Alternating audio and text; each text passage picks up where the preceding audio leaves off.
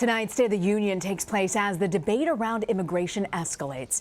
Thousands of migrants fleeing violence in their own home countries have joined caravans heading to the U.S.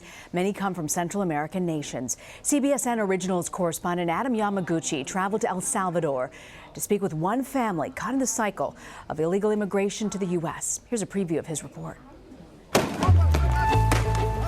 This is the scene in Tijuana today. Earlier, hundreds in the caravan were peacefully protesting. That's when a small group broke off and rushed toward the fence. Americans are inundated with images of migrants storming the U.S. border. But for many of these Central Americans, this isn't their first time across. You used to live in the U.S. Yes. By all intents and purposes, you were an American. Yeah. Just because the world that we live in, we can't reunify our family. It's part of a vicious cycle, decades in the making. We were alerted to yet another shooting here. I got shot with a .38. You afraid of Jacob getting shot? Yeah. This is Jacob's room. We follow one family caught up in this revolving door. We have this thing here, Operation Bring Jacob Home. That keeps spinning with no clear end in sight. You're basically gambling your son's entire future just because you want him to leave right now. The minute you take an illegal course of action, people's sympathy for you is going to vanish. I don't want nobody's sympathy, I could care less what anybody says. As a parent, I'll do whatever it takes to get my son to the next step. Adam Yamaguchi joins us now on set. Adam, what I really liked about this was you see it from the other standpoint. We're so focused on policy and what Washington is doing. I mean, you heard her say there, the mother say, we're gambling my kid's entire future here. You spoke to a man named Rafa Arturo, and you actually questioned him head on. Why are you risking everything to bring your son in? I want to play a bit of that exchange for you right now. There are so many more people who are in the same boat as you. And Americans say, you know what, we'd take in as many people as we could, but we can't. As soon as you cross that line, people's sympathy for you is going to vanish. Well, the system's sympathy for you is going to vanish. I don't want nobody's sympathy, first of all. I know what I did is wrong and everything. As you say all of this, and I think as an American who thinks that we have a responsibility to take people in, right? It is who we are as a people. It is what has made this country.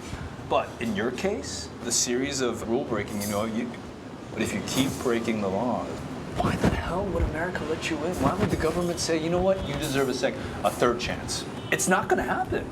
It's just, what could I tell you? There's nothing that anybody could tell me that's going to take my mind away from where I'm at. So, Adam, why do they do that? Why do they risk everything, even their child's life, to come here? The simple answer is desperation. The untold levels of violence that people live under in El Salvador, in Honduras, in Guatemala, is enough to drive them across several borders, across dangerous pathways to try to get to a better place. It's simple as that. One of the interesting things that we found on the ground in El Salvador in particular was you talk to people on the street.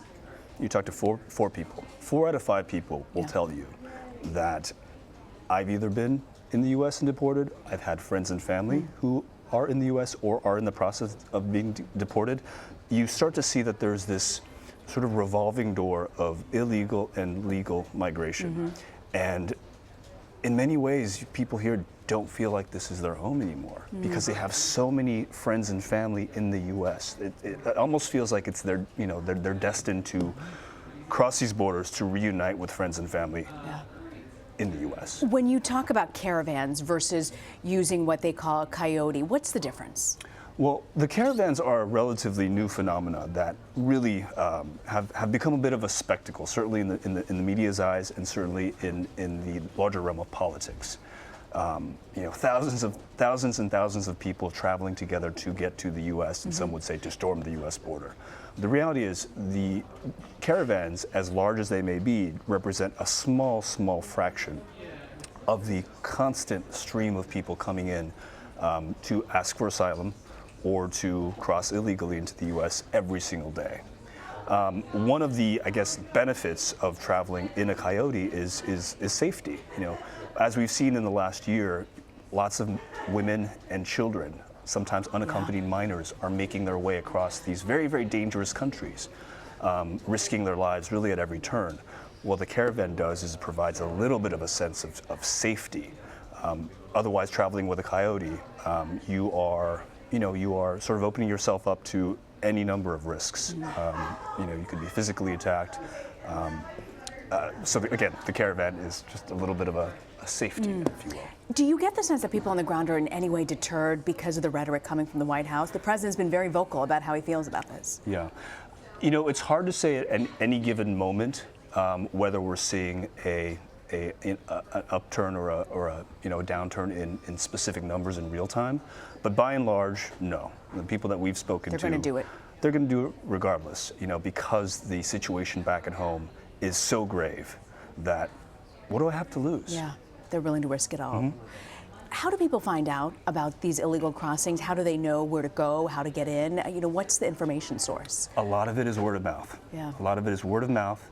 The caravans, of course, have become big news in these Central American countries as well, so television becomes a natural source of information. WhatsApp has proven to be a really powerful vector in getting these large groups of people together.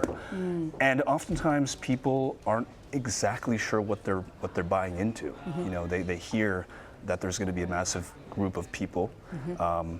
I'm just going to jump on board that train because I was planning to make that trek myself anyway. Wow. This is just that extra nudge. This is going to provide me a little bit of a safety, or a safer vehicle with which to travel. Yeah.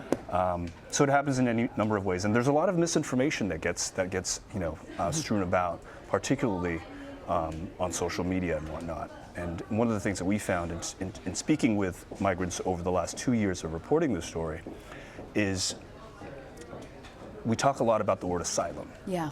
And there's a fundamental sort of misunderstanding of what that means, and what the barriers to being granted asylum actually are. So you ask about the larger debate and the political firestorm that's erupted here in the U.S. A lot of that's just noise. They're undeterred. Yeah, absolutely. Well, I thought it was a very emotional look, and it makes you think about it on a different standpoint to see their side of it. And I want to thank you very much for joining us here on set, Adam. And just a reminder, you can actually catch the full CBSN Originals documentary. It's called Families in Crisis: Illegal Immigration at cbsnews.com/border.